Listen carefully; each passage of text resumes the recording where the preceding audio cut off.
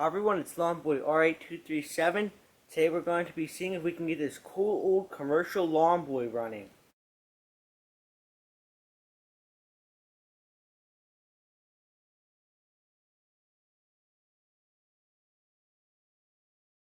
I just picked this mower up today off Craigslist for $75.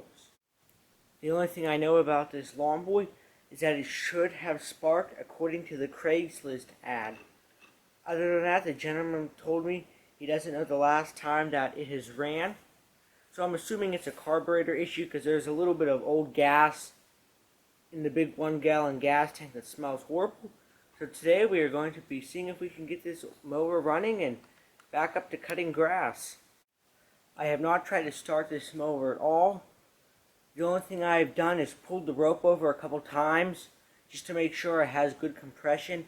It seems to have pretty strong compression. What I'm going to do now is get the Lawn-Boy on the workbench so we can tear right into it and see what's wrong.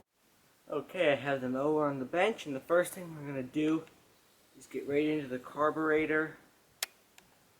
I'm going to pop off the little cap right here. Pop it open. Looks like this mower doesn't have an air filter.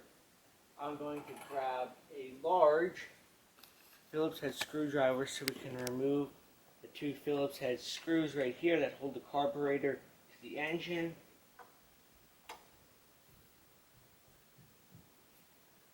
Good, they aren't too tight.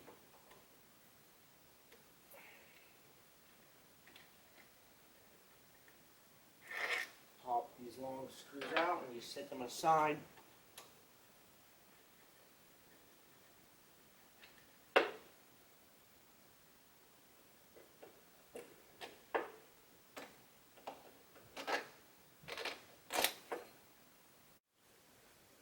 And to get off the throttle cable, there's this one bolt right here that I'm going to undo. There's a nut in the back.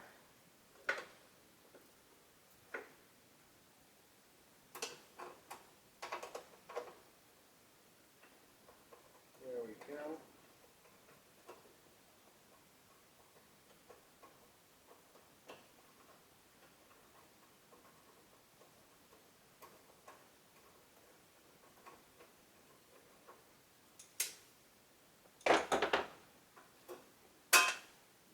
Pop that out just like that.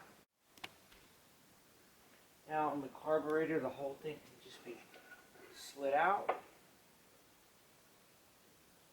I'm going to disconnect the throttle cable from the carburetor, the governor spring just like that, and be careful because those governor springs are very brittle. I'm just going to set this airbox assembly, just going to put that out of the way off to the side. Here's our carburetor right here. There's a fuel line that is connected, and I'm going to disconnect that. The way I'm going to do this, I'm going to be replacing this fuel line because it's old and hard. And I don't know if you can see this, but one spot on the line, someone has electrical taped it. I guess they thought that would be a good fix for leaking fuel. So what I'm just going to do, just make a small slit in the line and pop it off.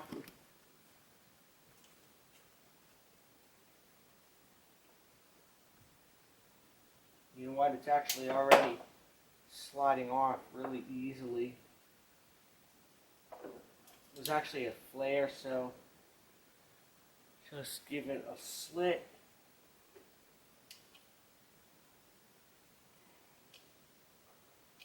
Just like this. Now it should theoretically just pop off like that. There is our carburetor. Let's see, here it is.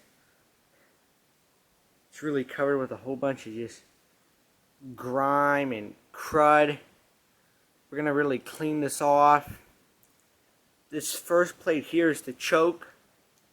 If you don't know, the way a choke works is whenever you put it on choke on the handlebars, it closes this flap and makes the engine suck in more fuel and less air. That way it almost acts like a primer. It's letting the engine have a richer start. Then you just pop it off. You can see it's spring loaded. Here is our governor assembly. I have a whole video about how to change out the governor and talking about these. There's a link right up here in the information button, all about the or the air vane governors. Now that the carburetor's out of the way, we can see that there is this plastic heat shield that would go in between the carburetor and the engine, and then on the other side of that there's a gasket on the engine. This piece of black or rubber, that is the gasket. And just here is like the little heat shield. We'll clean all this off. This thing's coated with grease and grime. You can see on the engine, there's our reeds inside those two little pieces of metal that are on either side of that little metal piece that goes across the center. They look nice and clean and everything. You can see here's this gasket though. Around it, this black piece of rubber that's going to be replaced. And here's a closer look at this fuel line. Electrical taped up, and it just connects up here. There's a fuel valve, and that is closed, and it must work because there's no fuel coming out. And there is a small amount of fuel inside the gas tank. Let's see if you can see that.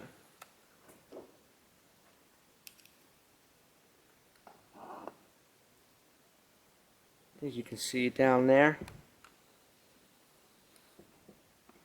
You can see it reflecting.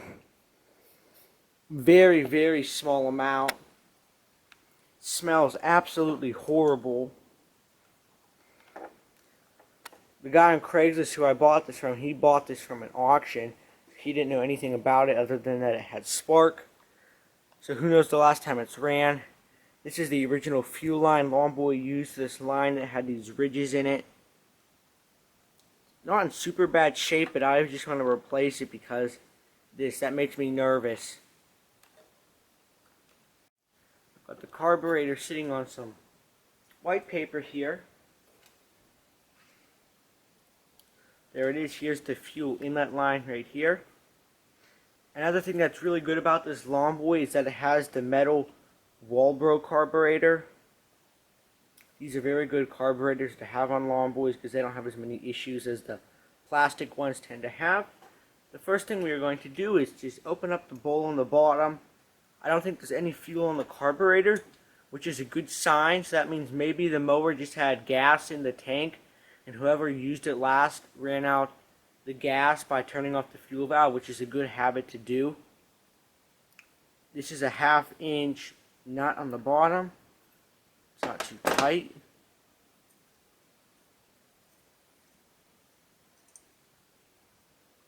There's the little nut there. It's going to pop off the bowl. Beautiful. Look at that. Very small amount of dirt in the bowl. No corrosion at all. I was nervous that maybe there was a whole bunch of water. Very small amount of sediment right down at the bottom, which is normal.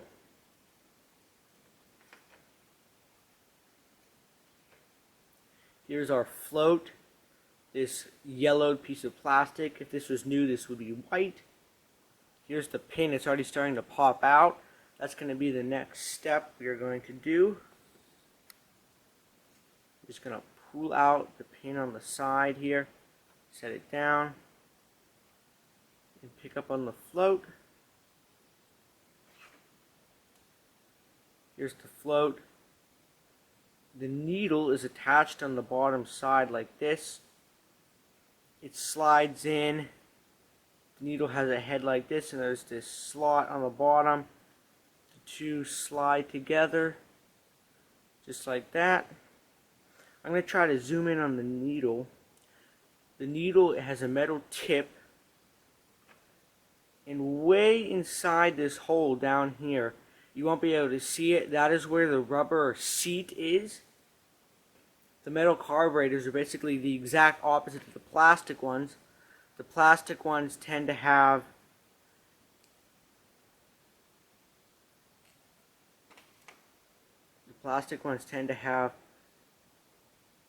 the rubber tip right at the end of this needle here. The camera's not focusing on it. They tend to have it right on the end of that needle. And then inside the carburetor on the plastic ones would be a metal seat, but instead it's the opposite of the metal kind. You can see the inside of the carburetor is in very clean condition. And right around the edge here, here's our black bowl gasket. That black gasket right there. It may be able to be reused. It feels a little hard. I'd like to see it a little bit softer. I may try to reuse it.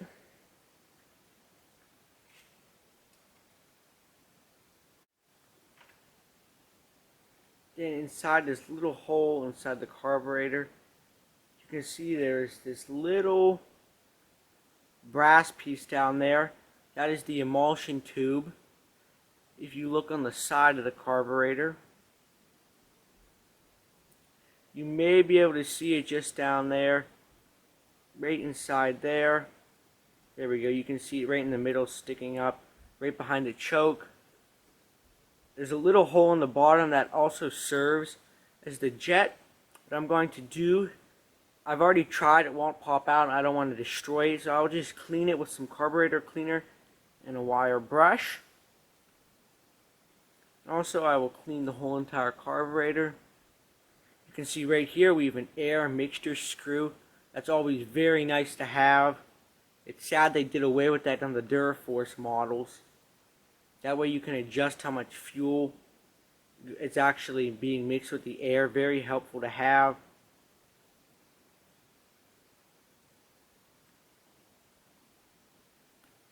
Alright, so next we'll just clean the interior or the exterior. Clean out the bowl. Then I'll clean out that little jet. I put all the parts of the carburetor in this plastic tub here, and I poured some kerosene on the bottom. Kerosene is a great solvent for cleaning things. Gasoline is too. The only reason I didn't use gasoline is because I'm in an enclosed garage and gasoline has a stronger odor. It off gases more. And I've got this old paintbrush here. I'm just going to dip into the kerosene and brush all this old oily crud off the carburetor. You have to remember that the reason why this carburetor is just so nasty, a lot of carburetors are too, but this was a commercial mower. So guys, they didn't care if it was dirty as long as it ran. I like things to be nice and clean. It makes it easier if you're trying to read stuff on the carburetor, such as model numbers or look at anything. You can't see it right now, but right down there it says Walbro. Once it's cleaned, you'll be able to see that nicely.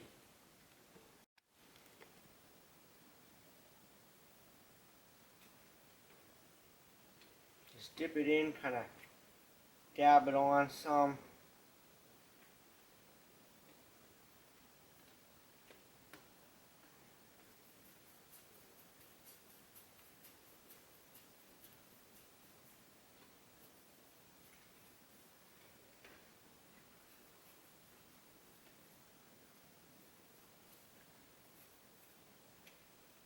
Also going to get inside the bottom too. I will rinse out the inside of the carburetor with some carburetor cleaner that I have. I just don't have enough to clean all this. This old paintbrush isn't working as well as I thought it was. I thought this would be more loose crap on here, but it's a lot of buildup, so I'm going to go get an old toothbrush and use that instead. Here's my toothbrush, just an old toothbrush. It's already stained with grease from probably cleaning another carburetor or something.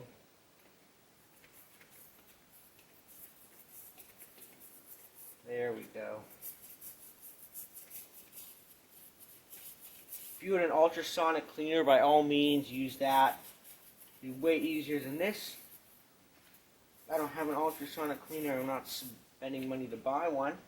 This works well enough for the carburetor, for one carburetor or two I clean a year.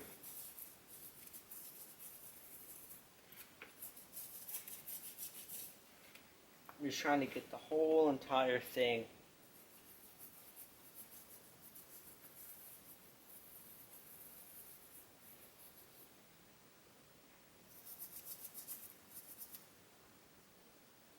Right now the gasket between the air box and the carburetor just popped off, so I will set that aside. I'm glad these gaskets are popping off. They aren't so old that they're sticking to the carburetor and leaving a whole bunch of residue. There we go. I don't know if you can see it now, but right here we've got the Walbro right there. I'm going to finish up cleaning this off camera and I will return to reassemble everything. One thing I forgot to mention is just be careful whenever you're cleaning around the governor, because there are fragile springs here that are very thin that could break. Also around the choke and just the screws down here. Just try to be delicate with it.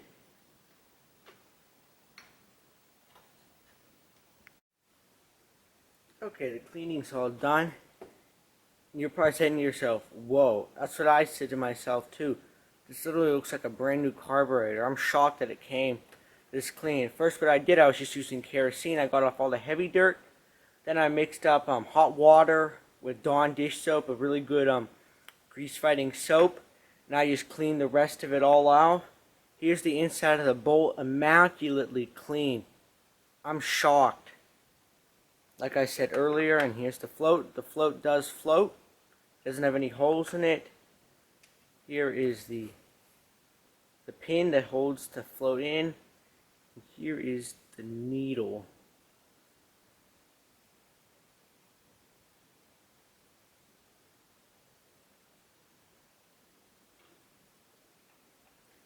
Here's the bowl nut. Now I'm just going to reassemble everything. First thing I'm going to do to reassemble it is take the float and the needle.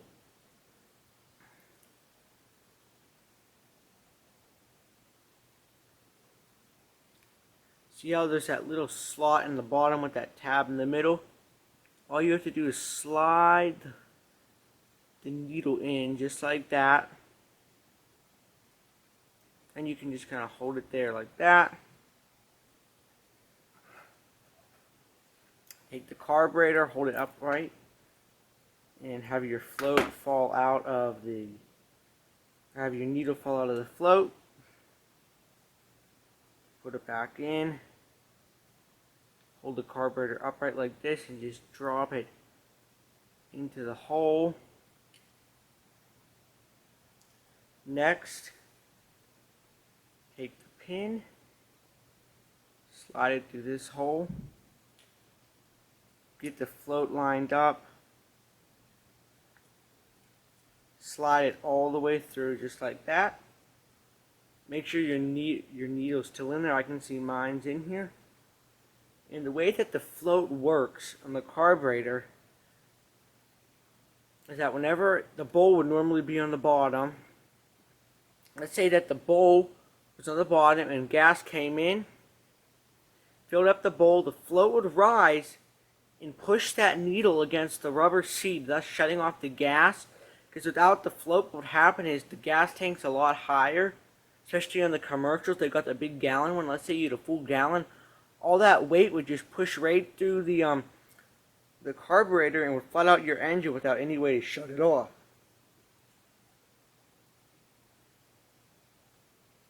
You can see it says an M on there. That would be for Outboard Marine Corp, but this mower was later than Outboard Marine Corp. But there's a lot of features on it that still have the little M symbol. I still don't know the date that this mower was made. In the description of the video, you can find the date. I'll write that there. Here is the Walbro. One thing I find kind of interesting, I'm not sure if they just stamped this on floats randomly.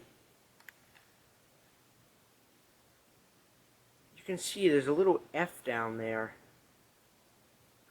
And if I forgot to say that this engine is an F engine, so maybe they stamped that little F down there. So the people at the wallboard company would know that these floats went with the F-engine carburetors that they were making. The next step is just to put the bowl on. Make sure it seats all the way around. Take the knot. Well, one thing I do want to do is just check to see when it stops. I think that will be good about right there. I was just making sure the float wasn't all bent up or something funny like that.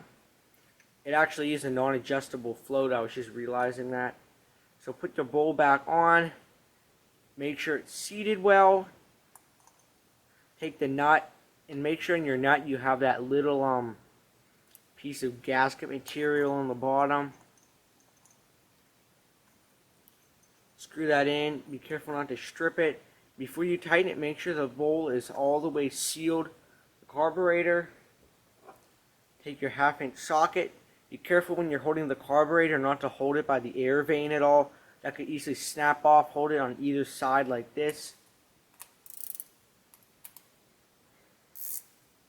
You don't need to go crazy. Just give it a nice snug. You can see the gasket is compressed all the way around. Just like that. There's our carburetor already all clean and ready to put back on the mower. Before I put the carburetor back on the mower, what I'm going to do while the carburetor's off is take my shop vac and a screwdriver and just suck up all this old grass and crap down here.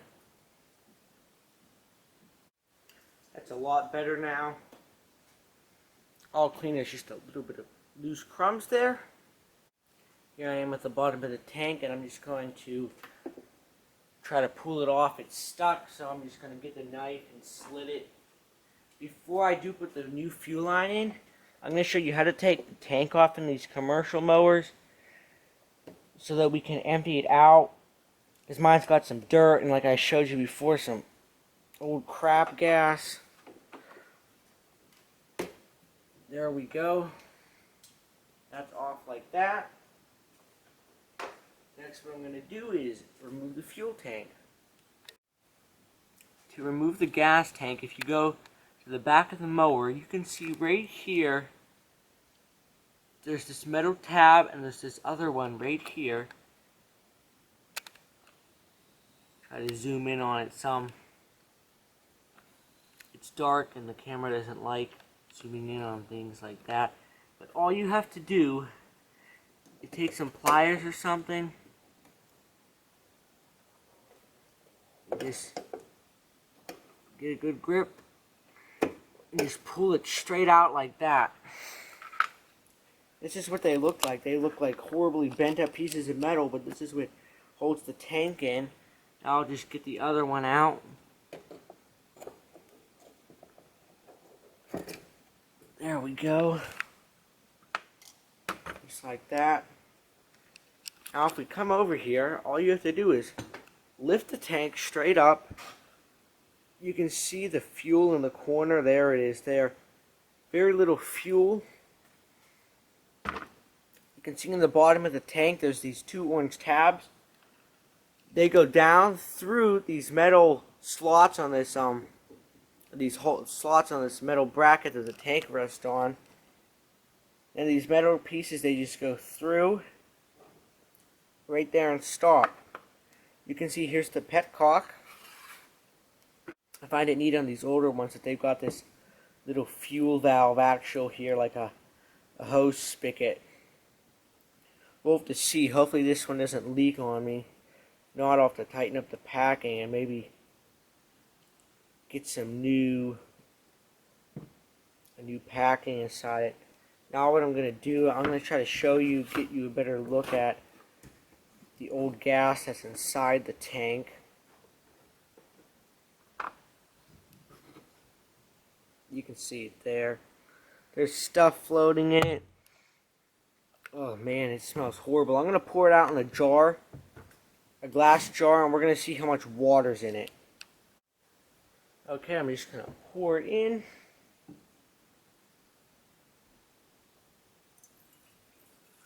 At least it's blue, that means it has 2-stroke oil in it.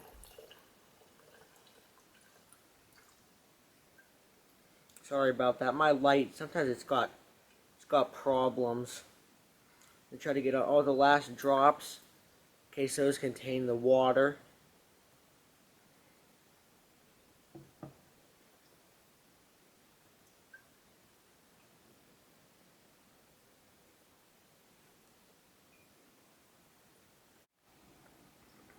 You can see all this stuff right in the bottom corner of the jar. This whitish kind of yellow.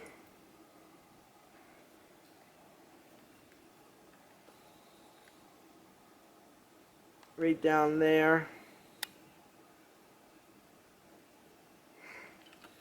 The camera's having a pretty hard time focusing.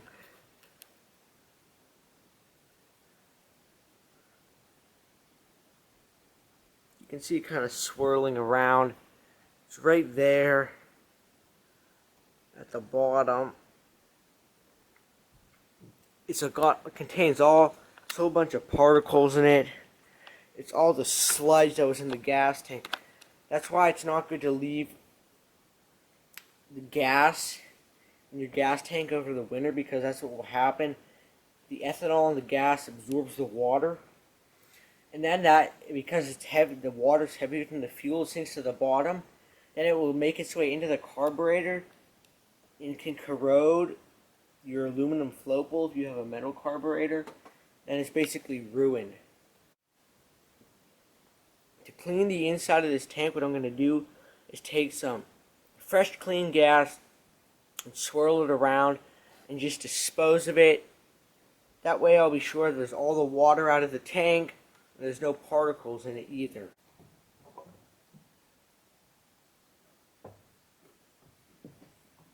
This is just clean gasoline.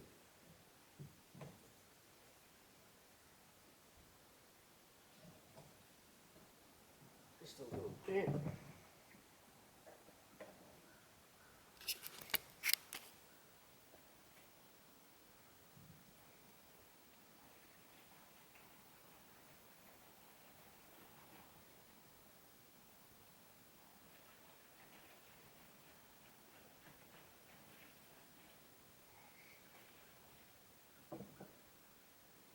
Dump out the rest of the gas here.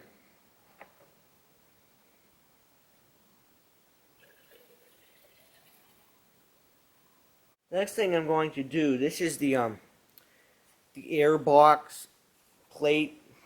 This is also where the throttle control cable goes in. You can see there's the mechanism on the top. This has got a whole bunch of oil on it, like really thick, like dried up grease. So what I'm going to do is take off the cable.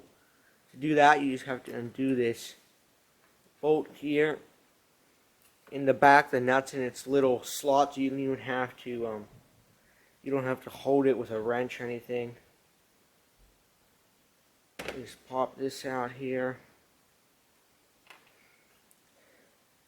Wow, that was really stuck in there with grease. Then all you have to do is just turn it so it comes out of the hole. You can see how this is really stiff to move. There's so much grease. Now I have my same mixture of Dawn dish soap. I'm just going to wash this off and dry it real good. Alright, the air filter box is much cleaner now. It's not all greasy. The slider on the top slides quite nicely. I decided just for the time being that I am just going to reuse these gaskets here. They aren't in horrible shape. They're a little bit hard. Just for testing purposes, I'll use these, and I'll probably eventually just get some new ones. Now all we have to do is just grab the gas tank, reconnect the cable to this box, and start putting everything back together, and we'll be ready for our first test start. And we'll also check the spark plug as well.